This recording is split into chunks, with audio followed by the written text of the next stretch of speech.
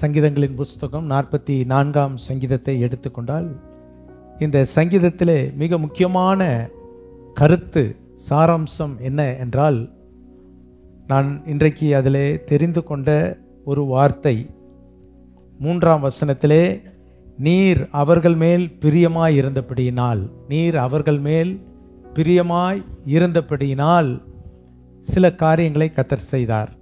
இன்றைக்கு என்னுடைய செய்தியின் தலைப்பு தேவனுடைய பிரியம், டிலைட் ஆஃப் த லார்ட். தேவன் நம்மேல் வைத்திருக்கிற பிரியம். ஆமென், அல்லேலூயா. அப்போ நம்முடைய தேவன் நம்மீது சில பிரியத்தை வைத்திருக்கிறார். அந்த பிரியமாய் இருந்தபடியினால் அவர் அநேக கிரியைகளை நடப்பிக்கிறார் என்று பார்க்கிறோம். நம்முடைய வாழ்க்கையிலே சில காரியங்களை செய்திருக்கிறதை நாம் நினைத்து பார்க்க வேண்டும் இன்றைக்கு. அப்போது அநேகருக்குள்ளாய் ஒரு சந்தேகம், எனக்கு ஒன்றுமே நடக்கலை, என்னை எதுவுமே செய்யலை அப்படின்னு நீங்கள் நினைக்கலாம். அது முற்றிலும் தவறு. நம்முடைய வாழ்க்கையிலே இதுவரை கர்த்தர் நமக்கு செய்ததை நாம் நினைத்து பார்க்க வேண்டும். இதுவரை நம்மை ஜீவனோடு கூட கர்த்தர் பாதுகாத்திருக்கிறார். நம்மளே அநேகருடைய வாழ்க்கையின் ஆரம்ப காலங்களை நாம் பார்க்க வேண்டும். திரும்பி பார்க்கும் பொழுது தான் கர்த்தர் செய்த கிரியைகளை நாம் உணர்ந்து கொள்ள முடியும். நாம் எப்படிப்பட்ட சூழ்நிலையில் இருந்தோம், இன்றைக்கு கர்த்தர் நம்மை வைத்திருக்கிறார், நம்முடைய பிள்ளைகளை உயர்த்தி இருக்கிறார், நம்முடைய பிள்ளைகளை ஆசீர்வதித்திருக்கிறார் என்று பார்க்கும் பொழுது, இது நம்முடைய திறமை அல்ல, நம்முடைய ஞானம் அல்ல, இது முழுக்க முழுக்க தேவன் நம்மேல் காண்பித்த கிருபை. அல்லேலூயா. அந்த கிருபை கிரியையாய் நடக்கிறதை பார்க்கிறோம். அதைத்தான் பார்க்கிறோம். 1ஆம் வசனத்திலே, தேவனே எங்கள் பிதாக்களுடைய நாட்களாகிய பூர்வ நாட்களில் நீர் நடப்பித்த கிரியைகள், எங்களுடைய வாழ்க்கையிலே நீர் செய்த அந்த பூர்வ கிரியைகள், அதை நாங்கள் என்ன செய்தோம், எங்களுடைய பிதாக்கள் எங்களுக்கு அறிவித்தார்கள். இந்த நாளிலே ஒரு சத்தியத்தை நாம் அறிந்து கொள்ள வேண்டும். இந்த காலத்து பிள்ளைகளுக்கு நாம் கடந்து வந்த பாதைகள் நிறைய தெரியாது. நம்முடைய பிள்ளைகளுக்கு நீங்கள் கடந்து வந்த பாதைகள் தெரியாது. அவங்க பார்க்குற இந்த காலம், அவர்கள் நல்ல ஓரளவுக்கு செழிப்பான காலத்தை பார்க்கிறார்கள். ஆனால் நான் ஒன்றை சொல்லுகிறேன், நம்முடைய பிள்ளைகளுக்கு நாம் அதை அறிவித்து கொண்டே இருக்க வேண்டும், சொல்லிக்கொண்டே இருக்கணும். ஒரு முறை சொல்லக்கூடாது, அறிவித்து கொண்டே இருக்க வேண்டும். எப்படிப்பட்ட சூழ்நிலை, நான் அடிக்கடி சொல்ல, நீங்கள் எப்படி ரட்சிக்கப்பட்டீங்க, எப்படி இன்றைக்கு கிறிஸ்தவர்களாக நாம் இன்றைக்கு மாற்றப்பட்டோம், தேவனுடைய பிள்ளைகளாய் எப்படி மாற்றப்பட்டோம். ஒரு நாட்களிலே சாசின் பிடியிலே கஷ்டப்பட்டோம், வியாதியிலே கஷ்டப்பட்டோம், வறுமையிலே கஷ்டப்பட்டோம். இன்னொன்று பிரிவினைவாதம், நம்ம யாருமே அன்பு கூறலை, நம்மளை ஒதுக்கி வச்சுருந்தாங்க. அப்போ ஆண்டவர் இயேசுவை ஏற்றுக்கொண்டபடினால் அதன் பிறகு அந்த அன்பு, இயேசு கிறிஸ்துவின் அன்பிலே கவரப்பட்டு நாம் ஆலயத்துக்குள் வரும்பொழுது ஒரே சகோதரத்துவமாக, ஒரே சகோதரிகளாக, எந்த பாகுபாடு இல்லாமல் இந்த பகுதியிலே கிட்டத்தட்ட 38 ஆண்டுகள் ஊழியத்தை செய்கிறேன். கிறிஸ்தவம் நமக்கு கற்றுக் கொடுக்கிறது சகோதரத்துவம், பிரிவினை இன்மை. பிரிவினை அல்ல, பிரிவினை இன்மை. நமக்குள்ள எந்த பிரிவினைகள், வேதங்கள் இல்லை என்பதை நம்முடைய வாழ்க்கையிலே நிறைவேற்றுகிறோம். இவைகள் எல்லாம் தான் நம்மை கவர்ந்தது. ஏன் இன்றைக்கு அநேக மக்கள் இயேசுவை தங்கள் சொந்த இரட்சகராய் ஏற்றுக்கொண்டு ஆலயத்தை நோக்கி, இயேசுவை நோக்கி கடந்து வருகிறார்கள் என்றால், இயேசு கிறிஸ்துவினுடைய அன்பு. அவர் எல்லாரையும் நேசித்தார். அவர் வாழ்ந்த நாட்களிலே ஒருவரையும் அவர் என்ன செய்யவில்லை, புறக்கணிக்கவே இல்லை. என்னிடத்தில் வருகிற ஒருவனையும் நான் புறம்பே தள்ளுவதில்லை. அன்பு நிறைந்த தெய்வமாய் தம்முடைய அன்பின் கிரியையை அவர் வெளிப்படுத்தினபடினால்தான் அநேகர் அந்த 3.5 ஆண்டுகள் ஊழியத்திலே அவருடைய கீர்த்தி அந்த பகுதி எங்கும், அங்குள்ள சுற்றிலுள்ள எல்லா நாடுகளிலும் பரவிற்று. காரணம், எல்லாரையும் நேசித்தார். கிராமங்கள் தோறும் நடந்து சென்றார், பட்டணங்கள் தோறும் நடந்து சென்றார், வீடுகள் தோறும் ஏறி சென்றார். யார் கூப்பிட்டாலும் போகிறார். ஒரு ரோமன் கூப்பிட்டாலும் போகிறார், புறஜாதியான் கூப்பிட்டால் போகிறார், யூதன் கூப்பிட்டால் போகிறார். எல்லாருக்கும் அவர் நேசம் உள்ளவராய் காண்பித்தபடினால் அவரை எல்லாராலும் கவரப்பட்டார். இன்றைக்கு உலகம் முழுவதும் இயேசுவை தொழுது கொள்வதற்கு காரணம் என்ன அப்படின்னா, அவருடைய அன்பு. கிறிஸ்தவம் என்பது அன்பை வலியுறுத்துகிறது. அப்படிதான் நாம் எல்லாரும் இயேசுவை ஏற்றுக்கொண்டோம். இதை நாம் என்ன செய்ய வேண்டும், நம்முடைய பிள்ளைகளுக்கு நாம் அறிவிக்க வேண்டும். பெற்றோருடைய கடமை என்ன தெரியுங்களா, பிள்ளைகளுக்கு சொல்ல வேண்டும். ஏனென்றால் இந்த சந்ததி ஆண்டவரை அறியாத ஒரு சந்ததியாய் மாறிவிடக்கூடாது, அவர்களுக்கு சொல்ல வேண்டும். அப்போ அந்த பிள்ளைக்கு ஏன் தாய் தகப்பன் நம்ம இப்படியெல்லாம் செய்கிறாங்க அப்படிங்கும்போது அந்த பிள்ளை கேட்கணும், என்னம்மா இதெல்லாம் எப்படி நடக்குது அப்படின்னு சொல்லும்போது தான், ஒரு காலத்தில் நான் இப்படிப்பட்ட சூழ்நிலையில் இருந்தேன், கர்த்தர் எங்களை ரட்சித்தார், இயேசு எங்களை ரட்சித்தார் அப்படிங்கிறதை நீங்கள் விளங்க பண்ண வேண்டியது அவசியமாக இருக்கிறது. கர்த்தருடைய நாமம் மகிமைப்படுவதாக. அப்போது இந்த இடத்துல பார்க்கிறோம், பிதாக்களுடைய கடமை என்ன, பெற்றோர்களுடைய கடமை என்ன? கர்த்தர் செய்ததை பிள்ளைகளுக்கு அறிவித்தார்கள். அவர்கள் எங்களுக்கு அறிவித்தார்கள் கர்த்தர் செய்ததை. எத்தனை பேர் உங்கள் சாட்சியை பிள்ளைகளுக்கு சொல்லியிருப்பீங்க? உங்கள் பிள்ளைகளுக்கு நான் எப்படி ரட்சிக்கப்பட்டேன், எப்படி இயேசுக்குள்ளே வந்தேன்னு சொன்னவங்க எத்தனை பேர் இருக்கிறீங்க? உங்கள் பிள்ளைகளுக்கு பார்த்து. நிறைய பிள்ளைகள்கிட்ட பேசுகிறதே இல்லைல்ல, நிறைய பேசுகிறது இல்லை. பிள்ளைகளும் அநேக நேரங்களில் பெற்றோர்கள்ட்ட பேசுகிறதே இல்லை. பெற்றோரை எப்படி நினைக்கிறாங்கன்னா, ஒரு ஏடிஎம்மாக பணம் வேணும்னா யார்கிட்ட வருவாங்க? ஏடிஎம்மில் போட்டு கார்டை உள்ளே விட்டால் என்ன வருது? காசு, பணம் வர்ற மாதிரி அப்பாட்ட காசு வாங்கிறதுக்கு இல்லை. பிள்ளைகளோடு கூட உட்கார வேண்டும், பிள்ளைகளோடு கூட பேச வேண்டும், பிள்ளைகளிடத்திலே காரியங்களை பகிர்ந்து கொள்ள வேண்டும். நிறைய நேரங்களில் பிள்ளைகளை பார்க்கவே முடியல. அவங்க ஒரு நேரம் சாப்பிட்றாங்க, நீங்கள் ஒரு நேரம் சாப்பிட்றீங்க, அவங்க ஒரு நேரம் வராங்க, நீங்கள் ஒரு நேரம் வரீங்க. அப்படி இருக்கவே கூடாது. ஒரு நாளை ஒதுக்கணும். கர்த்தர் இந்த ஓய்வு நாள் என்பதை எதற்கு ஒதுக்கினார் தெரியுங்களா? 6 நாள் நீ கடினமாய் வேலை செய்தாலும் ஒரு நாள் நீ தேவ சமூகத்திற்கு முதல் வரணும். அப்புறம் நீ வீட்டில் போய் உன் பிள்ளைகளோடு கூட உட்கார்ந்து நீங்கள் எல்லாரும் என்ன செய்யணும்? ஒன்று சேர்ந்து அமர்ந்து மகிழ்ச்சியாக சந்தோஷமாய் சாப்பிட வேண்டும். அன்புங்கிறதுக்கு தான் ஆண்டவர் வச்சார். ஆனால் நம்ம இன்றைக்கி அதையெல்லாம் செய்வதே இல்லை. 7 நாளும் வேலையாயிருது. ஆகவே நாம் பிள்ளைகளோடு கூட உட்கார்ந்து பகிர்ந்து கொள்ளணும், கர்த்தர் என்னை எப்படி ரட்சித்தார். அல்லேலூயா. நீங்கள் உங்கள் பிள்ளைகளுக்கு அப்படி உட்கார்ந்து பேசணும். பேசி இப்போ அவங்களுக்கெல்லாம் என்னை வேறு விதமாக பார்க்குறவங்களுக்கு, இல்லை நான் உங்களில் ஒருவன் தான். அதே போல் பிள்ளைகளும் உங்களை ஒரு மாதிரி பார்ப்பாங்க.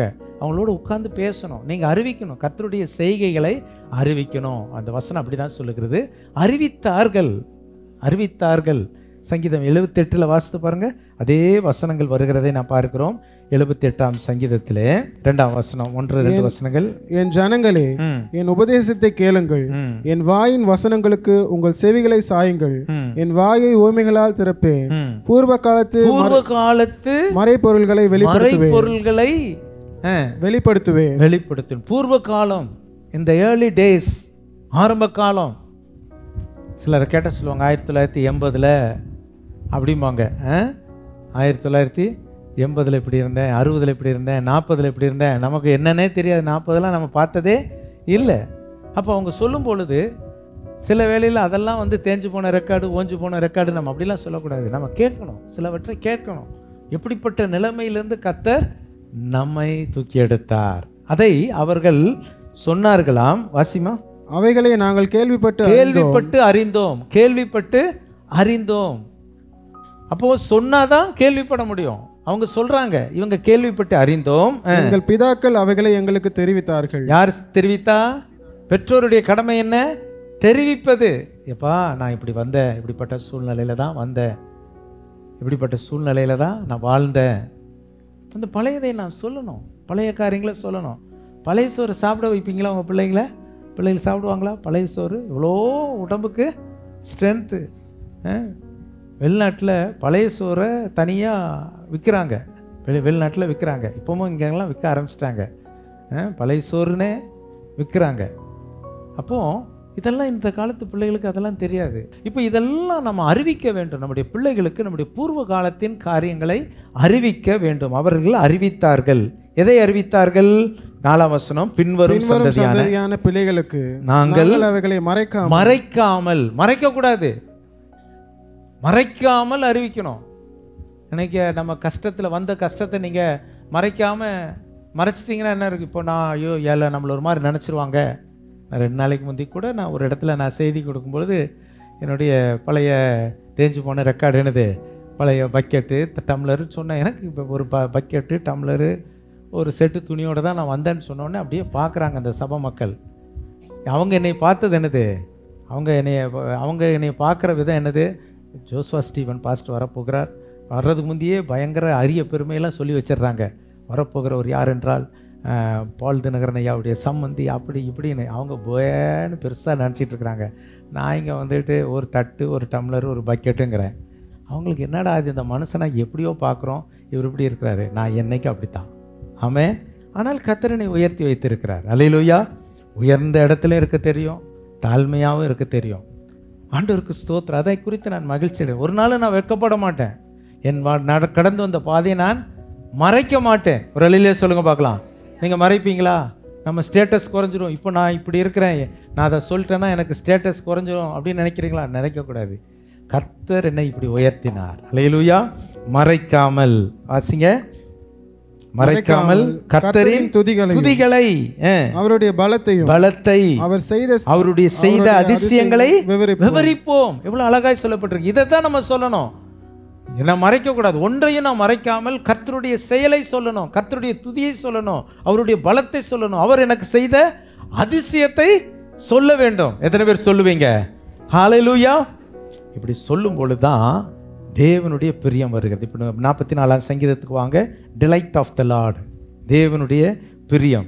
இந்த தேவனுடைய பிரியம் இந்த ஜனங்களுக்கு என்ன செய்தது அப்படின்னு பார்க்கும் பொழுது, உம்முடைய பிரியத்தினால் 44ஆம் சங்கீதம் 3ஆம் வசனத்துல, அவர்கள் தங்கள் பட்டயத்தால் தேசத்தை கட்டிக்கொள்ளவில்லை, அவர்கள் புயம் அவர்களை ரட்சிக்கவில்லை, அவங்களுடைய சொந்த வீரம் அவரை ரட்சிக்கவில்லை, நீர் அவர்கள் மேல் பிரியமாய் இருந்தபடியினால் உம்முடைய வலது கரமும் உம்முடைய புயமும் உம்முடைய முகத்தின் பிரகாசமும் அவர்களை ரட்சித்தது. அப்போ ஆண்டவர் அந்த ஜனங்களை ரட்சித்தார். பயங்கரமான அடிமைத்தனத்திலிருந்து இந்த ஜனங்களை ஆண்டவர் ரட்சித்தார். அந்த ரட்சிப்பதற்கு அவங்க ஒன்றும் பலத்தை செலுத்தலை. அவங்க பலத்தினால் அவர்கள் ரட்சிக்கப்படலை. எகிப்திலே 400 ஆண்டுகள் அடிமைகளாக இருந்தார்கள். அவர்களால் ஒன்றுமே பண்ண முடியல, அடிமைத்தனமாயிடுச்சு. ஆனால் ஆண்டவர் அவர்கள் மேல் வைத்த பிரியம், ஆண்டவர் அவர்கள் மேல் வைத்த பிரியம் அவர்களை விடுதலை ஆக்கினது. ஹல்லேலூயா. இன்றைக்கு காலையில் என்னுடைய செய்தி என்ன அப்படின்னா, ஆண்டவருடைய பிரியம். ஆண்டவர் நம்மேல் வைத்திருக்கிற பிரியத்தினால். ஒரு அல்லேலூயா சொல்லுவோமா? ஆண்டவர் நம்ம மேல் என்ன செய்து வைத்திருக்கிறார்? அவர் நம்ம மேலே பிரியப்படுறதுக்கு நம்ம என்ன பெரிய அவ்வளோ பெரிய ஆட்களா? ஆனால் அவர் நம்ம மேல் பிரியம் வைக்கிறார். ஆமென். அப்போ அந்த பிரியத்தினால் வருகிற ஆசீர்வாதங்கள் என்ன? ஆண்டவர் நம்ம மேல் வைத்திருக்கிற பிரியத்தினால் வருகிற ஆசீர்வாதங்கள் என்ன? வாசிப்போம். முதலாவதாக உபாகமம் 10ஆம் அதிகாரம் 10ஆம் அதிகாரத்தில் 15ஆம் வசனத்தை வாசிங்க. ஆனாலும் பிதாக்கள் கர்த்தர் உன் பிதாக்கள் மேல் அன்பு கூறும் பொருட்டு அவர்களிடத்தில் பிரியம் வைத்து delight in thy fathers. நம்முடைய பிதாக்கள் மேல் தேவன் பிரியம் வைத்து அவர்களுக்கு பின் அவருடைய சந்ததியாகிய உங்களை இந்த நாளில் இருக்கிறபடியே சகல ஜாதிகளுக்குள்ளும் தமக்கென்று தெரிந்து கொண்டார். பிரியம் என்ன செய்கிறது? தமக்கென்று தெரிந்து கொள்கிறார். அல்லேலூயா. தேவனுடைய பிரியம். இன்றைக்கு எத்தனையோ பேர் இருக்க நம்மை கர்த்தர் தெரிந்தெடுத்திருக்கிறார் இந்த இடத்துல. இது தேவன் இன்றைக்கு ஆண்டவருடைய பிள்ளைகளாய் வாழ்வது இந்த உலகத்தில் ஒரு பெரிய கணம். இந்திய தேசத்தில் கிறிஸ்தவருடைய எண்ணிக்கை, கிறிஸ்துவை ஏற்றுக்கொண்டவருடைய எண்ணிக்கை பெருகி கொண்டு இருக்கிறது. அநேகர் இயேசுவின் பக்கமாய் திரும்பி கர்த்தரை ஏற்றுக்கொண்டு வந்து கொண்டே இருக்கிறார்கள். காரணம் என்ன அப்படின்னா, அதனுடைய அர்த்தம் என்ன அப்படின்னா, தேவன் அவர்கள் மேல் பிரியம் வைக்கிறார். அல்லேலூயா. அந்த பிரியம், அவர்களும் தேவனை பிரியப்படுகிறார்கள். ஆண்டவர் அவர்கள் மேல் பிரியம் வைத்து தெரிந்து கொள்கிறார். அப்போ தேவனுடைய பிரியம் நம்முடைய வாழ்க்கையில் வந்துவிட்டால் தேவன் நம்மை தெரிந்து கொள்கிறார். ஆண்டவருடைய தெரிந்தெடுப்பு வித்தியாசமானது. நம்மளை விட அவர் எப்படி தெரிந்தெடுத்தார் அப்படிங்கிறதை விளக்க ஒரு சில வசனங்களை உங்களுக்கு காண்பிக்க விரும்புகிறேன். 1 கொரிந்தியர் 1ஆம் அதிகாரம் 1 கொரிந்தியர் 1ஆம் அதிகாரத்தில் ஆண்டவர் நம்ம எப்படி தெரிந்தெடுத்திருக்கிறார் அப்படின்னு சொல்லி பார்க்கும் பொழுது ரொம்ப அருமையான சில வசனங்கள். 27ஆம் வசனத்திலிருந்து வாசிங்க பார்க்கலாம். ஞானிகளை வெட்கப்படுத்தும்படி தேவன் உலகத்தில் பைத்தியமானவர்களை தெரிந்து கொண்டார். யாரை தெரிந்து கொண்டாரா? பைத்தியங்களை தேவன் தெரிந்து கொண்டார். நம்மளை விட பெரிய பெரிய ஞானிகள் இருக்கிறாங்க, படித்தவங்க இருக்கிறாங்க. ஆனால் ஆண்டவர் படிக்காத பைத்தியம் போல இருந்த நம்மை தேவன் தெரிந்து கொண்டார் என்று சொல்லி பார்க்கிறோம். அடுத்தது பலமுள்ளவர்கள், நம்மை விட பலசாலிகள் உண்டு. பணத்திலே பலம் படைத்தவர்கள், சரீர வீரத்திலே பலம் படைத்தவர்கள், பலம் உள்ளவர்களை வெட்கப்படுத்தும்படி தேவன் உலகத்தில் பலவீனரை தேவன் தெரிந்து கொண்டார். பலவீனரை தேவன் தெரிந்து கொண்டார். பைத்தியங்களை தெரிந்து கொண்டார், பலவீனரை தெரிந்து கொண்டார். மூன்றாவது அடுத்த வசனம், உள்ளவைகளை அவமாக்கும்படி உலகத்தின் இழிவானவைகளை இல்லாதவைகளை தேவன் தெரிந்து கொண்டார். ஆண்டவருடைய தெரிந்தெடுப்புலாம் எப்படின்னா ரொம்ப வித்தியாசம். நம்ம தெரிந்தெடுக்கிறது எப்படி இருக்கும் சொல்லுங்க பார்க்கலாம். நம்ம ஒரு காரியத்துக்காக ஒருத்தரை தெரிந்தெடுக்கிறோம். யாரை போய் தேர்ந்தெடுப்போம்? நம்ம பொண்ணுக்கு ஒரு பையனை தேர்ந்தெடுக்கிறோம் அப்படின்னா எப்படி தேர்ந்தெடுக்கிறாங்க? நல்ல குடும்பம் இருக்கா, நல்ல வருமானம் இருக்குதா அப்படின்னு சொல்லி சிலதை தான் பார்க்கிறோம். ஆனால் ஆண்டவருடைய தெரிந்தெடுப்பு பைத்தியமாய், படிக்காதவர்கள், இல்லாதவர்கள், பலவீனர், இவர்களை தெரிந்தெடுத்து அவர்களை பலசாலியாய் மாற்றுகிறார், அவர்களை அறிவாளிகளாய் மாற்றுகிறார், அவர்களை உள்ளவர்களாய் மாற்றுகிறார். இதுதான் ஆண்டவர். இப்போ நான் ஏன் வாழ்நாள் முழுவதும் என் வாழ்க்கையில் சொல்கிறேன் நான் ஒன்றுமே இல்லாமல் வந்தேன் அப்படின்னா உண்மை அதுதான். ஆனால் இன்றைக்கு கர்த்தர் நம்ம எல்லா விதங்களிலும் உயர்த்தி கர்த்தர் ஆசீர்வதித்து வைத்திருக்கிறார். அல்லேலூயா. இப்போ நான் வாழ்நாள் முழுதும் சொல்கிறேன், ஒரு படித்தவனை ஆண்டவர் தேர்ந்தெடுத்தா அவன் என்ன சொல்லுவானா, என் படிப்பை பற்றி தான், என் படிப்பால் தான் ஆண்டவர் என்ன தேர்ந்தெடுத்தார், நான் இவ்வளோ படித்தவன் அதனால தான் எனக்கு கர்த்தரனே தேர்ந்தெடுத்தார், நான் பெரிய பணக்காரனாக இருக்கிறதுனால தான். ஆனால் தேவனுடைய தெரிப்பு, நீ இல்லாதவனாக இருக்கலாம், உன்னை நான் தெரிந்தெடுத்து உன்னை ஆசீர்வதிக்கிறேன். ஹல்லேலூயா. அதுதான் தேவனுடைய பிரியம். த டிலைட் ஆஃப் த லார்ட். தெரிந்தெடுக்கிறார். தேவனுடைய பிரியம் நம்மை தெரிந்தெடுக்கிறது. தெரிந்தெடுத்த அவர்களுக்கு ஆண்டவர் என்ன செய்கிறார்? இதுதான் 2வது குறிப்பு. என்னாகமம் 14ஆம் அதிகாரம் 8ஆம் வசனத்தை வாசிங்க. என்னாகமம் 14:8. கர்த்தர் நம்மேல் பிரியமா இருந்தால் அந்த தேசத்திலே நம்மை கொண்டு போய் பாலும் தேனும் ஓடுகிற அந்த தேசத்தை நமக்கு கொடுப்பார். பாருங்க, இப்ப சொல்றாரு, கர்த்தர் நம்மேல் பிரியமா இருந்தால் பாலும் தேனும் ஓடுகிற தேசத்தை கொடுப்பார் அப்படின்னு சொல்றாரு. கொடுத்தாரா, கொடுக்கலையா? கொடுத்தார். அப்போ தெரிந்தெடுக்கிறார். பிரியம் தெரிந்தெடுக்கிறது. 2வது பிரியம் என்ன செய்கிறது? நமக்கு ஒரு சிறந்த பாலும் தேனும் ஓடுகிற தேசத்தை கொடுக்கிறார். ராமேன் சொல்லுங்க பார்க்கலாம். இன்னைக்கு நமக்கு ஒரு தேசம் கொடுக்காட்டாலும் நம்மள சிலருக்கு இன்னும் வீடு வாசல் இல்லை பார்த்தீங்களா, சொந்த நிலம் இல்லை பார்த்தீங்களா, ஆண்டவர் உங்களுக்கு கொடுப்பார். அல்லேலூயா. உங்களுக்கு கொடுக்குற ஒரு சின்ன இடமா இருக்கும். அந்த சின்ன இடத்துல நீங்கள் ஒரு போர் போட்டிங்கன்னா உள்ள பால் மாதிரி தேன் மாதிரி தண்ணி வரும். நம்புறீங்களா? அப்படி தான் கர்த்தர் தருவார். நமக்கு தர்றது எல்லாமே ஆண்டவர் தர்றதெல்லாம் எப்படி தருவார்? பெஸ்ட்டாக தான் தருவார். நீங்கள் நினைக்கிறீங்களா? நமக்கு இந்த சபை எப்படி பெஸ்ட்டான இடத்துல கர்த்தர் விளங்க பண்ணார். இது வாங்கும்போது எப்படி இருந்துச்சு? 7 அடி பள்ளம், இந்த ரோட்டுக்கு கீழே 7 அடி பள்ளம். கேட்குறவங்களாம் சொன்னாங்க, இங்கே போய் வாங்குறீங்களே, இந்த பள்ளத்தை போய் வாங்குறீங்களே அப்படின்னு. ஆனால் ஆண்டவருக்கு தெரியும் இந்த இடம் தான் பெஸ்ட்டான இடம்னு சொல்லி. அல்லேலூயா. நல்ல தண்ணி இருக்குது. நம்ம பூமிக்கு அடியில் இருக்கிற தண்ணி அவ்வளோ டேஸ்டி வாட்டர், நல்ல தண்ணி, டேஸ்டான வாட்டரை கர்த்தர் நமக்கு தந்திருக்கிறாரு. இந்த பகுதி நல்லா ஆசீர்வதிக்கப்பட்டது. ஆண்டவர் முன் குறிச்சார். இன்றைக்கி பாருங்கள் இவ்வளோ ப்ளசண்ட்டாக இருக்குது இந்த இடத்த பார்க்கும் பொழுது. ஆண்டவர் நமக்குன்னு முன் குறித்த இடம். அப்போ தேவன் பிரியம் வைத்தால் உங்களை தெரிந்து கொள்ளுகிறார். தேவன் பிரியம் வைத்தால் உங்களுக்கு என்ன செய்கிறார்? 2வது ஒரு தேசத்தை கொடுக்கிறார். தேசமே ஒரு மனிதனுக்கு கொடுக்க முடியுமானால், ஒரு இனத்துக்கு கொடுக்க முடியுமானால், உங்களுக்கு ஏன் கொடுக்க முடியாது? உங்கள் மேல் கர்த்தர் பிரியமாய் இருக்கிறார். ஹல்லேலூயா. பிரியமாய் இருந்தால் கொடுப்பது மாத்திரமல்ல. பாருங்கள், தாவீது சொல்லுகிறார் 2 சாமுவேல் 22:20 வாசிங்க. 2 சாமுவேல் 22:20. என்மேல் அவர் பிரியமாய் இருந்தபடியினால் விசாலமான இடத்திலே என்னை கொண்டு வந்து, பாருங்க, விசாலமான இடத்தில் கொண்டு வருகிறார். அப்போ பாருங்க, அந்த இடத்துல சொல்ல, because he delighted in me, அவர் என்மேல் பிரியமாய் இருந்தபடினால் என்னை விசாலத்தில் கொண்டு வருவார். இன்னைக்கு சிலர் குறுகி போய் இருக்கிறீங்க பார்த்தீங்களா? இன்னைக்கு காலையில் கர்த்தர் சொல்றாரு, உன் மேலே நான் பிரியமாக இருக்கிற மகனே, உன்னை விசாலமான இடத்திற்கு நான் கொண்டு வருவேன். கவனிக்கிறீங்களா? இங்கே இருக்கிறீங்களா? அதெல்லாம் நடக்குமா பாஸ்டர்? நிச்சயம் நடக்கும், நிச்சயம் நடக்கும். நீங்கள் இருக்கிற நிலைமையை விட கர்த்தர் உங்களை பெரிய விசாலமான பாதையில் கர்த்தர் கொண்டு போவார். நம்புறவங்க வெளியில சொல்லுங்க பார்க்கலாம். ஆண்டவருடைய பிரியம் நம்ம மேலே வந்துருச்சுன்னா இதெல்லாம் நடக்கும். விசாலத்தில் கொண்டு வந்தார். நான் ஆரம்பத்தில் ஆண்டவர்கிட்ட கேட்டேன், அப்பா எனக்கு 2 பிள்ளைகள் இருக்கிறாங்க, எனக்கு ஒரு 1/2 கிரவுண்டு வீடு இருந்தால் போதும் ஆண்டவர், 1/2 கிரவுண்டு நிலம் இருந்தால் போதும் அப்படின்னு சொல்லி கேட்டேன். ஏன்னா அப்போ 1/2 கிரவுண்டு கூட பார்க்காத ஆட்கள், ஒரு சின்ன 2 ரூம் கிடச்சா போதும் அப்படின்னு. அதுக்கு பிறகு பார்த்தா ஆண்டவர் அப்படி தான் கொடுத்தாரு. 1/2 கிரவுண்டு தான் எனக்கு கிடச்சிச்சு. நான் குறை சொல்ல முடியாது. காரணம் என்ன அப்படின்னா, நான் கேட்டது அவ்வளவுதான், ஆண்டவர் கொடுத்தாரு. அந்த வீடை கட்டினோடனே இந்த இவ்வளோ பெரிய வீடாக இருக்கேன்னு, அந்த சின்ன வீடு தான், அது இவ்வளோ பெருசாக இருக்குன்னு பார்த்தேன். கொஞ்ச நாளில் பார்த்தா பிள்ளைகள்லாம் வளர்ந்துருச்சு, பொருள்லாம் நிறைஞ்சிருச்சு. ஐயோ ஆண்டவரே, வீடு பத்தலையே. சரி நீ கேளு, அப்புறம் 1 கிரவுண்டாக தாங்க ஆண்டவரே. அடுத்ததும் புத்தி எப்படி போச்சு? கொஞ்சம் விசாலமாக கேட்கல. நான் அப்போவுமே ஒரு 10 கிரவுண்டு கேட்டிருந்தா நல்லா இருந்திருக்குல்ல. 1 கிரவுண்டு தாங்க ஆண்டவரே. கரெக்டாக 1 கிரவுண்டை கர்த்தர் கொடுத்துட்டாரு. அப்புறம் சபை கட்டியாச்சு, சபை கட்டியாச்சு, நிறைஞ்சு போச்சு. ஆண்டவரே பத்தலையாப்பா பத்தலையாப்பா, பக்கத்தில் உள்ள இடத்தையாவது கொடுங்க ஆண்டவரே. அப்போ கேட்டோடனே அதையும் கொடுத்துட்டாரு. அப்போது நம்ம கர்த்தர்கிட்ட நான் இப்போ தான் நான் யோசிக்கிறேன், கொஞ்சம் விசாலமாக கேட்டிருந்தா பெருசாக கொடுத்துருப்பாரு. நான் தெரியாமல் என்ன பண்ணிட்டேன், 1 கிரவுண்டை கொடுங்க, 2 கிரவுண்டை கொடுங்க அப்படின்னு கேட்டுக்கிட்டே இருக்கிறேன். இந்த காலையில் கர்த்தர் நமக்கு சொல்கிறார், உன் மேலே நான் பிரியமாக இருக்கிறேன், உன்னை விசாலத்தில் கொண்டு வந்து வைப்பேன். அல்லேலூயா. இன்றைக்கி சிலருடைய வாழ்க்கை நெருக்கமாக இருக்குல்ல, குறுகி இருக்குதில்ல, இது எனக்கு பத்தலை, என் வீட்டுக்கு என் பிள்ளைகள் பெருசாக என் வீடு பத்தலைன்னு நீங்கள் நினைக்கிறீங்களே, கர்த்தர் உங்களுக்கு கொடுக்குற வார்த்தை உன் மேலே பிரியமாக இருந்தால் கர்த்தர் விசாலத்தில் கொண்டு வருவார். நெருக்கம் நிறைந்த தாவீதுடைய வாழ்க்கையை நீங்கள் எடுத்துக்கிட்டிங்கன்னா, அவர் நெருக்கப்பட்ட போல யாரும் நெருக்கப்படலை.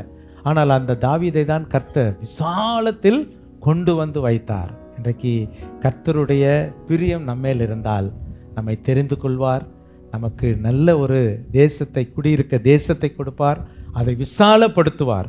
4வது குறிப்பு, இந்த விசாலப்படுத்தி கொடுத்த அந்த இடத்துல எப்படி வாழ்ந்தாங்க பாருங்க. நெகேமியாவின் புஸ்தகம் 9ஆம் அதிகாரம் 25ஆம் வசனத்தை வாசிங்க. நெகேமியா 9:25.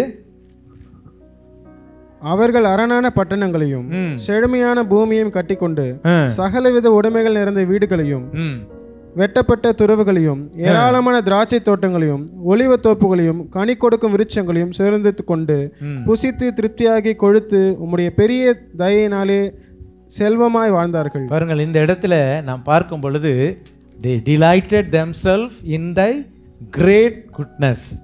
தேவனுடைய பெரிய தயவினால் அவர்கள் எப்படி வாழ்ந்தார்களாம்? நல்ல செழுமையாய் வாழ்ந்தார்கள். தேவனுடைய ஜனங்களை அவர் எழுதுகிறார். அப்போது நம்முடைய வாழ்க்கையில் இன்னைக்கு என்ன பாஸ்டர், என் வாழ்க்கையில் இருக்குது ஆனால் செழிப்பாக இல்லையே, பிள்ளைகள் விரும்பின மாதிரி சாப்பிட முடியலையே. ஒரு முறை ஒரு வீட்டில் நான் போயிருக்கும்போது அந்த சகோதரி சொன்ன வார்த்தை எனக்கு ஞாபகத்தில் இருக்குது. பையன் ஃப்ரைட் ரைஸை ஆசைப்பட்டு கேட்குறான், என்னால் வாங்கி கொடுக்க முடியல பாஸ்டர். பாருங்கள், அந்த தாயினுடைய உள்ளம். பிள்ளை கேட்குறது, நான் தான் சொன்னேன், இந்த காலத்து பிள்ளைகள் எதை கேட்குறாங்க? சாயந்தரம் ஆச்சுன்னா அவனுக்கு என்ன கேட்குது? சாயந்தரம் ஆச்சுன்னா என்ன கேட்குது? இட்லி தோசைலாம் கேட்காது, ஃப்ரைட் ரைஸ் வாங்கி கொடுமா, எனக்கு ஃப்ரைட் ரைஸ் வாங்கி கொடுமான்னு. அந்த சகோதரி சொல்கிறாங்க, என் பிள்ளை ஃப்ரைட் ரைஸை கேட்குறான், ஆனால் என்னால் வாங்கி கொடுக்க முடியல. இன்றைக்கி பிள்ளைகள் கேட்குறத பெற்றோரால் வாங்கி கொடுக்க முடியல. காரணம் என்ன? நம்மக்கிட்ட கஷ்டம். ஆனால் ஆண்டவர் சொல்கிறாரு, அந்த ஜனங்கள் எப்படி வாழ்ந்தாங்களாமா? அரணான பட்டணங்களை கட்டினார்கள், செழுமையான பூமியை கட்டிக்கொண்டு சகலவிதமான உடைமைகள் நிறைந்த வீடுகள், வெட்டப்பட்ட துறவுகள், ஏராளமான திராட்சை தோட்டம், ஒலிவத்தோப்பு கொடுக்கும் விருட்சங்களை சுதந்தரித்து கொண்டு புசித்து திருப்தியாகி கொழுத்து. அடுத்தது என்னது? ஃபேட்டு, கொலஸ்ட்ராலும் ஏறிடுச்சாமா. சாப்பிட்ட சாப்பாடில் என்ன ஏறிடுச்சு? கொலஸ்ட்ராலும் ஏறி இப்படி வாழ்ந்தாங்களாமா. எதினால்? உம்முடைய தயவினால், நீர் எங்கள் மேல் வைத்த. இன்னைக்கு சில வீடுகள்லாம் நல்ல தாராளமாக சாப்பிட்றோம் பார்த்தீங்களா? அது யாரால தெரியுமா? ஆண்டவர் உங்கள் மேலே வச்ச தயவு, ஆண்டவர் உங்கள் மேலே வச்ச பிரியம். இதெல்லாம் என்ன தெரியுமா? சொல்லுங்க பார்க்கலாம். இன்னைக்கு நம்ம வாழ்கிற காலத்தில் இந்த செழிப்பை தேவன் தந்திர கர்த்தர் நம்ம மேல் பிரியமாக இருக்கிறபடினால். ஹல்லேலூயா. அப்போ கர்த்தர் நம்ம மேல் பிரியமாக இருக்க வேண்டும் என்றால், டிலைட் ஆஃப் த லார்ட் அப்படின்னா, இப்போ நம்ம கர்த்தருக்கு என்ன பிரியங்கிறதை கண்டுபிடிக்க வேண்டும். இந்த காரியத்தை செய்தால் தான் கர்த்தருடைய பிரியம் வரும். இப்போ கர்த்தருடைய பிரியம் என் மேலே வரணும்னா அவருக்கு பிரியம் என்னன்னு நம்ம கண்டுபிடிக்கணும்ல. அதை தான் ஒரு 3 குறிப்பை நான் சொல்லி முடிக்கிறேன். பாருங்கள், முதலாவது கர்த்தருக்கு பிரியம் என்ன அப்படின்னா, சங்கீதம் 37:4 வாசிங்க. தெரிந்த வசனம் தான். கர்த்தரிடத்தில் மன மகிழ்ச்சியாயிரு. Delight thyself also in the Lord. Delight in the Lord. இதற்கு முதல் குறிப்பு என்ன தெரியுமா? Delight of the Lord. 2வது குறிப்பு என்ன? Delight in the Lord. கர்த்தரில் மன மகிழ்ச்சியாக இருக்கணும். இப்போ கேட்குறேன், நம்ம வந்திருக்கிற எல்லாரும் கர்த்தரில் மன மகிழ்ச்சியமாக இருக்கிறோமா? மன மகிழ்ச்சியாக இருக்கிறோமா? ஹல்லேலூயா. என் தேவன் எனக்கு எத்தனை காரியத்தை செய்திருக்கிறார். ஹல்லேலூயா. நிறைய பேர்த்துக்கு என்னத்தை செஞ்சிட்டார் அவர், என்னத்தை எனக்கு செஞ்சிட்டாரு, என்னத்தனே சொல்லிட்டு இருப்பாங்க. நம்ம வாழ்க்கையில் யோசித்து பாருங்கள், நம்முடைய சரீரம் ஆண்டவர் நமக்கு இவ்வளோ மகிழ்ச்சியை கொடுக்கணும் தெரியுங்களா? கண்ணை கொடுத்தாரு. எனக்கு யோசித்து பார்த்தேன், இந்த கண்ணை கர்த்தர் நமக்கு தந்திருக்கார். நம்ம உடம்புல ஒரு கிட்னின்னு ஒன்று இருக்குது பார்த்தீங்களா? கிட்னி அந்த கிட்னியை நீங்கள் எடுத்துக்கிட்டிங்கன்னா அந்த கிட்னி நம்ம என்ன செய்யுது, நம்ம ரத்தத்தை என்ன பண்ணுது, சுத்திகரித்து உடம்புக்கு அனுப்புது. இந்த கிட்னி ஃபெயிலியர் ஆயிடுச்சுன்னா என்ன பண்ணுறாங்க, டயாலிசிஸ் அப்படின்னு சொல்கிறாங்க. இந்த ரத்தத்தை எல்லாம் வெளியே எடுத்து ஒரு மிஷின் என்ன பண்ணுது, அது சுத்திகாரம் பண்ணிவிட்டு திரும்ப என்ன பண்ணுது, அந்த உடம்புக்குள்ளே செலுத்துது. அந்த ரத்தம் 3 நாள் தான் தாங்கும், அல்லது ஒரு வாரம் தான் தாங்கும். திரும்ப அவர் வரணும், திரும்ப அந்த ரத்தத்தெல்லாம் வெளியேற்றிட்டு திரும்ப அந்த ரத்தத்தை சுத்திகரித்து உள்ளே விடணும். இந்த வேலையை செய்கிறதுக்கு ஒரு நேரத்துக்கு எவ்வளோமா சார்ஜு? 1500 ரூபா, அப்படி தானே? ஒரு முறை டயாலிசிஸ் பண்ணுறதுக்கு எவ்வளவு? 1500 ரூபா. ஆனால் நம்ம பிறந்த நாள்லேருந்து இந்த நாள் வரை நம்ம கிட்னி நம்மளை சுத்தப்படுத்திக்கிட்டே இருக்குது. இது தேவனுடைய செயல். இதுக்கு நன்றி சொல்லியிருக்கீங்களா? இதுக்கு நன்றி சொல்லியிருக்கீங்களா? ஆண்டவரே எனக்கு இப்படி ஒரு கிட்னியை கொடுத்துருக்கீங்களே, லிவரை கொடுத்துருக்கீங்களே. இந்த லிவர் என்ன, ஹார்ட்டு துடிச்சிக்கிட்டே இருக்குது. ஆவரேஜாக ஒரு நிமிஷத்துக்கு ஹார்ட்டு 140 முறை துடிக்குது. அப்போது ஒரு மணி நேரத்துக்கு எவ்வளோ துடிக்குதுன்னு போட்டுக்கோங்க. 60 × 140 போடுங்க. அப்புறம் 24 மணி நேரம் என்ட்டு போட்டு பார்த்தா எவ்வளோ துடிக்குது.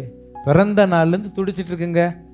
இன்றைக்கி ஒரு நாள் ரெஸ்ட் எடுத்துக்கிறேன்னு ஹார்ட்டு தூங்குச்சுன்னா என்ன ஆகுறது, துடிச்சிக்கிட்டே இருக்கிறேன்னு. இன்றைக்கி ஒரு நாள் ரெஸ்ட் எடுக்கிறேன்னா என்னாச்சு, அப்புறம் உங்களுக்கு ரெஸ்ட் இன் பீஸு, RIP தான். அது ரெஸ்ட் எடுத்ததுன்னா நீங்கள் உங்களுக்கு என்னது, ரெஸ்ட் இன் பீஸ், அவ்வளோதான், முடிஞ்சு போச்சு கதை. அது இதெல்லாம் நம்ம நினச்சி பார்க்கணும். கர்த்தர் என் மேலே பிரியம் வச்சு எனக்கு இவ்வளோ அழகாக எல்லாத்தையும் சிஸ்டமேட்டிக்காக செய்திருக்கிறாரே, இது ஒரு நாள் தவறல. இதெல்லாம் நினச்சி பார்க்கணும். ஒரு ஆமேன்னு சொல்லுங்க பார்க்கலாம். இதை நினச்சி கர்த்தருக்குள்ள எப்படி இருக்கணும், மகிழ்ச்சியாக இருக்கணும். மகிழ்ச்சியாக இருக்கிறவங்க என்ன பண்ணணும், நல்லா கைத்தட்டி பாடணும், சந்தோஷமாக பாடணும். ஆண்டவர் எனக்கு செய்ததை நினச்சி பார்க்கணும். சரி, வாசிப்போம். யோபின் புஸ்தகம் 22ஆம் அதிகாரம் 36ஆம் வசனத்தை வாசிங்க. ஜோப் 22:36. அப்பொழுது சர்வ வல்லவர் மேல் மனமகிழ்ச்சியாக இருந்து, பாருங்க, அப்பொழுது சர்வ வல்லவர் மேல் மனமகிழ்ச்சியாக இருந்து தேவனுக்கு நேராக உம்முடைய முகத்தை ஏறெடுப்பி. பாருங்க, சர்வ வல்லவர் மேல் மனமகிழ்ச்சியாக இருக்கணும். அதுதான் டிலைட் இன் த லார்ட். முதல் டிலைட் ஆஃப் த லார்டுன்னு சொன்னேன். அந்த டிலைட் ஆஃப் த லார்டு நம்ம வாழ்க்கையில் வரணும்னா நம்ம டிலைட் இன் த லார்ட், கர்த்தரில் மனமகிழ்ச்சியாக இருக்க வேண்டும். இதெல்லாம் நினச்சி பார்த்துட்டிங்கன்னா சர்ச்சுக்கு வராமல் இருக்க முடியாது நம்மால். அதுதான் கர்த்தரில் மகிழ்கிற இடம். இதுதான் கர்த்தருக்கு மகிழ்ச்சியை தெரிவிக்கிற இடம். காலைதோறும் நம்ம ஆலயத்தில் ஜெபம் இருக்குது தெரியுமா? ஆண்டவரே என்னை உயிரோடு எழுப்புகிறீரே, உமக்கு ஸ்தோத்திரம். எவ்வளோ பலவீனம் இருந்தாலும் ஓடி வந்துட்டு கர்த்தருக்கு நன்றி சொன்னோன்னு ஒரு சொல்கிறோம். ஆகவே கர்த்தரில் நாம் மன மகிழ்ச்சியாய் இருக்க வேண்டும். 2வது பாருங்கள், எப்படி நாம் அந்த மகிழ்ச்சியை தெரிவிக்க வேண்டும். சங்கீதம் 3:2 தெரிந்த வசனங்கள் தான், வாசிங்க.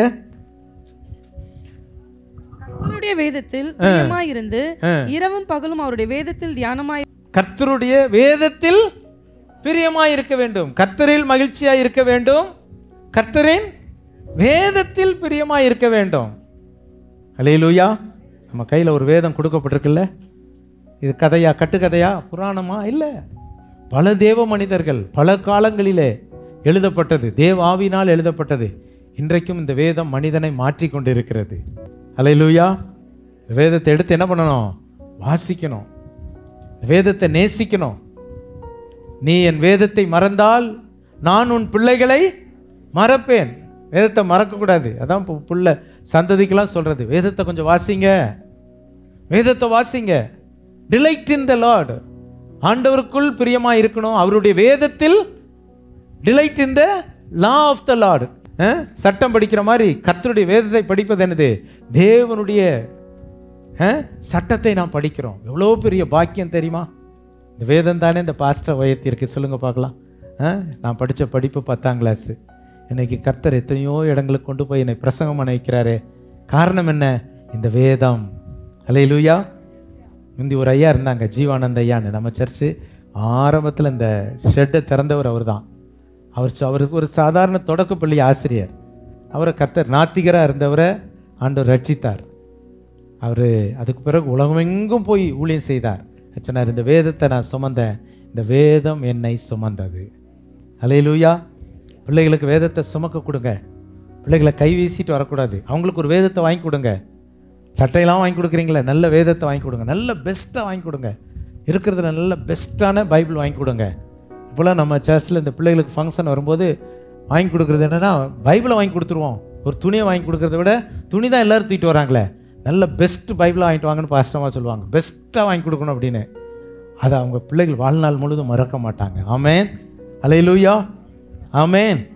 கர்த்தருக்கு ஸ்தோத்திரம். ரெண்டாவது, கர்த்தருடைய வேதத்தில் பிரியமாக இருக்க வேண்டும். மூன்றாவது வாசித்து பாருங்கள். 112ஆம் சங்கீதம் 1ஆம் வசனம். 112:1. அல்லேலூயா. கர்த்தருடைய ஊழியக்காரரே துதியுங்கள், கர்த்தருடைய நாமத்தை துதியுங்கள். இது முதல் என்றென்றைக்கும் கர்த்தருடைய நாமம் ஸ்தோத்திரிக்கப்பட கடவுது. சூரியன் உதிக்கும் திசை தொடங்கி. போதும் போதும் போதும். கர்த்தருடைய கட்டளைகளில் மிகவும் பிரியமா இருக்க வேண்டும். டிலைட். கர்த்தருடைய கட்டளைகளில், கற்பனைகளில் பிரியமா இருக்கணும். கர்த்தருடைய கற்பனை என்னது? பழைய ஏற்பாட்டில் 10 கற்பனை சொன்னாங்க. தேவனாகிய கர்த்தர் நானே, என்னையன்றி உனக்கு வேறே தேவர்கள் உண்டாயிருக்க வேண்டாம், மேலே வானத்திலும் கீழே பூமியிலும். யாத்திராமம் 20ஆம் அதிகாரத்தில் வாசித்தீங்கன்னா அந்த 10 கற்பனைகள் என்னன்னு போட்டிருக்கோம். ஒரு பரிசுத்த நாளை, ஓய்வு நாளை பரிசுத்தமாய் ஆசரிக்க நினைப்பாயாக, உன் தகப்பனையும் தாயையும் கனம் பண்ணுவாயாக, பிறனுடைய பொருளை இச்சியாதிருப்பாயாக, கொலை செய்யாதிருப்பாயாக, களவு செய்யாதிருப்பாயாக. இப்படி 10 கற்பனைகள் எழுதப்பட்டு இருக்கிறது. இதுதான் அந்த கற்பனைகள். இது இந்த கற்பனைகளின் மேல் எப்படி இருக்கணும்? பிரியமா இருக்கணும். புதிய ஏற்பாட்டில் 10 ஒன்றாக்கிட்டாரு. லவ், அன்பு இருந்தால் உன் தேவனாகிய கர்த்தரை நீ ஆராதிப்பாய். அன்பு இருந்தால் கர்த்தருடைய ஆலயத்திலே ஓய்வு நாளை ஆசரிப்பாய். அன்பு இருந்தால் உன் பெற்றோரை கனம் பண்ணுவாய்.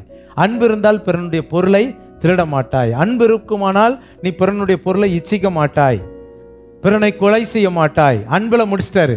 10 in 1 அப்படின்னு கொண்டு வந்துட்டாரு. அந்த கற்பனையில் பிரியமாக இருக்கணும். அப்போ என்ன பிரதான கற்பனை? என்ன? அன்பு. நம்முடைய வாழ்க்கையில் என்ன இருக்கணும்?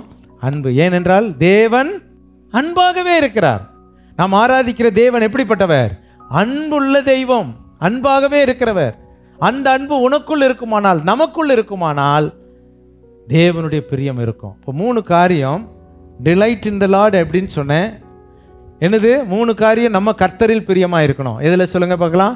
கர்த்தரில் மன மகிழ்ச்சியாக இருக்கணும். எனக்கு இப்படிப்பட்ட நல்ல வாழ்க்கை, நல்ல கணவனை தந்தார், என்னை நேசிக்கிற கணவனை தந்தார். ராமேன் சொல்லுங்க பார்க்கலாம். நேசிக்கிற மனைவியை கர்த்தர் தந்தார், அதுக்கு கர்த்தருக்கு ஸ்தோத்திரம் செலுத்தணும். அப்போது கர்த்தர் நமக்கு செய்ததை நினைத்து பார்த்து கர்த்தரில் மன மகிழ்ச்சியாக இருக்கணும். கர்த்தர் ஏன் எனக்கு இப்படி தந்துட்டாரு அப்படின்னு நீங்கள் கர்த்தரை துக்கப்படுத்தக்கூடாது. சந்தோஷமாக நீங்கள் கர்த்தருக்குள் மகிழ்ச்சியாக இருக்கணும். அதனால தான் பிலிப்பியர் 4:4 கர்த்தருக்குள் எப்பொழுதும் சந்தோஷமாக இருங்கள், சந்தோஷமாக இருங்கள் என்று மறுபடியும் உங்களுக்கு கர்த்தருடைய சமூகத்தில் வந்து துக்கத்தோடு இருக்கக்கூடாது. நீங்கள் துக்கத்தோடு இருக்கக்கூடாது. ஆண்டவர் எப்போ துக்கம் வரும்னா, எனக்கு செய்யாதெல்லாம் நீங்கள் நினச்சிங்கன்னா துக்கம் வரும். இப்போ நான் உட்காந்துட்டு எனக்கு இன்னும் இத்தனை நாள் வருஷம் ஆச்சு, 60 வயசு ஆக போகுது, இன்னும் என் ஆண்டவர் எனக்கு ஒரு ஹெலிகாப்டர் தரலையான்னு நினச்சா எனக்கு துக்கம் வந்துடும். எனக்கு தேவை ஹெலிகாப்டர் நிறுத்துறதுக்கு இடம் இருக்கா? எனக்கு தந்ததுக்கு நான் நன்றி சொன்னால் போதும். ஒரு லீலையை சொல்லுங்க பார்க்கலாம். இப்போ போயிட்டு இல்லாத இருக்கிறத விட்டுட்டு இல்லாத போட்டு பறக்க நம்ம நினச்சிக்கிட்டு இருக்கக்கூடாது. அப்போ துக்கம் வந்துடும். நீங்கள் செய்ததை நினச்சி பாருங்க. நல்ல பார்வை தந்தீரையா, நல்ல குடும்பம் தந்தீரையா. அந்த பாட்டு இருக்குல்ல, என்ன பாட்டு? பார்க்கும் கண்களை தந்தீரையா, பாடும் உதடுகளை தந்தீரையா, உழைக்கும் கரங்களை தந்தீரையா, ஓடும் கால்களை தந்தீரையா. நன்றி தகப்பனே, இதெல்லாம் தந்தாரே, நன்றி சொல்லணும், சந்தோஷப்படணும். இதில் நீங்கள் கர்த்தரில் மகிழ்ச்சியாக இருக்க வேண்டும், கர்த்தருடைய வேதத்தில் மகிழ்ச்சியாக இருக்க வேண்டும், கர்த்தருடைய கற்பனையில் மகிழ்ச்சியாய் பிரியமாக இருக்க வேண்டும். இப்படி பிரியமாக இருந்தால் தேவனுடைய பிரியம் உங்கள் மேல் வரும். உங்களை தேவன் தெரிந்தெடுத்திருக்கிறார். உங்களுக்கு ஒரு நல்ல விசாலமான ஒரு இடத்தை கொடுப்பார், விசாலமாக்குவார். முதல்ல இடத்த கொடுப்பார், அப்புறம் எப்படி கொடுப்பார்? விசாலமாக கொடுப்பார். அதில் நீங்கள் செழிப்பாக வாழ்கிறதுக்கு கிருபை செய்வார். எவ்வளோ ஆசீர்வாதம். அல்லேலூயா. எல்லாரும் ஒரு நிமிஷம் எழும்பி நிற்போமா? ஆண்டவருக்கு நன்றி சொல்லுவோமா? உங்கள் மேலே கர்த்தர், டிலைட் ஆஃப் த லார்ட், கர்த்தருடைய பிரியம் உங்கள் மேல் வருகிறது. அந்த பிரியம் வரணும்னா நீங்கள் டிலைட் இன் த லார்ட், கர்த்தருக்குள்ளே நீங்கள் எப்படி இருக்கணும்? பிரியமானதை செய்யணும். இதுவரை உங்களுக்கு ஒரு சொந்த இடம் இல்லையா? ஆண்டவர் இன்றைக்கு உங்களுக்கு ஒரு வாக்கு கொடுக்கிறார். நீ என் மேலே பிரியமாக இருந்தால் நான் உனக்கு எல்லாவற்றையும் செய்வேன். உங்கள்கிட்ட நான் எதிர்பார்க்குறது வேறு ஒன்றும் இல்லை. எனக்கு பிரியமாக இரு, எனக்கு பிரியமானதை நீ செய்து பாரு, நான் உன்னை நான் பிரியப்படுத்தி கொண்டே இருப்பேன். கணவன் மனைவிக்குள்ளே உள்ள அன்பு என்ன தெரியுமா? என் கணவனுக்கு என்ன பிடிக்கும், என் கணவனுக்கு என்ன பிடிக்கும்னு மனைவி செய்ய செய்ய கணவன் என் மனைவிக்கு என்ன செய்யணும்னு செய்து கொண்டே இருப்பார். ஒருவருக்கொருவர் பிரியமாய் நடந்து கொள்வது அதுதான். இதுதான் ஆண்டவருக்கு மனுஷனுக்குள்ள உறவு. ஆண்டவருக்கு பிரியமானதை நீங்க செய்து பாருங்க. அவருக்கு பிரியம் உங்களை ஒடுக்கிறது இல்லை, உங்களை விசாலத்தில் கொண்டு வருவார். உங்களை விசாலத்தில் கொண்டு வருவார். உங்களை செழிப்பாய் வைப்பார். உங்களை செல்வமாய் வாழ, நல்ல புசித்து திருப்தியா இருக்க கர்த்தர் செய்வார். நீங்க பட்டினியா வாழணுங்கிறது ஆண்டவர் விரும்பல. நீங்க கஷ்டப்பட்டு வாழ்றத கர்த்தர் விரும்பல. உங்களை ஆசீர்வாதமா வைக்க தான் விரும்புகிறார். அதற்கு ஒன்றே ஒன்று கேட்கிறார். நீ எனக்கு பிரியமானதை செய்ய மகனே, எனக்கு பிரியமானதை செய் மகளே. மனுஷனை பார்க்காத, சூழ்நிலைகளை பார்க்காதீங்க. ஆண்டவருக்கு பிரியமானதை நீங்க செய்ய செய்ய கர்த்தர் உங்களை உயர்த்துவார். இந்த கால வேளையில ஆண்டவர்கிட்ட ஒரே ஒரு வார்த்தை சொல்லி ஜெபிப்போமா? உமக்கு பிரியமானதை செய்ய எனக்கு கற்றுத்தார் ஆண்டவரே.